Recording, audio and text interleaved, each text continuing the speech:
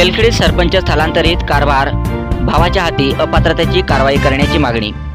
धडगाव तालुक्यातील तेलखेडी ग्रामपंचायतीच्या महिला सरपंच मागील 8 ते 9 महिन्यापासून बाहेरगावी स्थायिक आहेत अशी माहिती समोर आली आहे।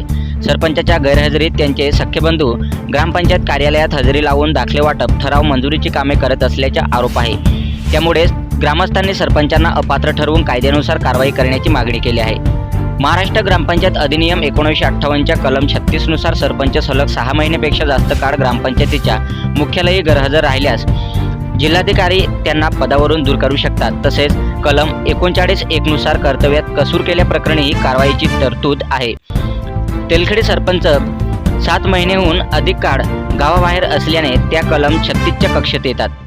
तेलखेडी ग्रामपंचायत अनुसूचित जमाती महिला प्रवर्गासाठी राखीव आहे, मात्र निवडून आलेल्या महिला सरपंचऐवजी त्यांचे बंधू कारभार करत असल्याने 73व्या घटनादुरुस्तीच्या व महिला आरक्षणाच्या मूळ हेतूस पराभूत होत आहे।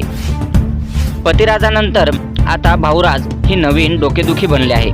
मागील 7 ते 6 महिन्यात 15व्या वित्त आयोग व ग्रामनिधीतून लाखो निधी खर्च झाला आहे, मात्र कामाच्या ठरावावर सरपंचाच्या सह्या कधी झाल्या याबाबत ग्रामस्थांना शंका आहे। गावात न राहता कामे कशी मंजूर झाली, निधी कसा खर्च करण्यात आला असा सवाल उपस्थित झाला आहे। कामाच्या चौकशीची व लेखापरीक्षणाची मागणी होत आहे।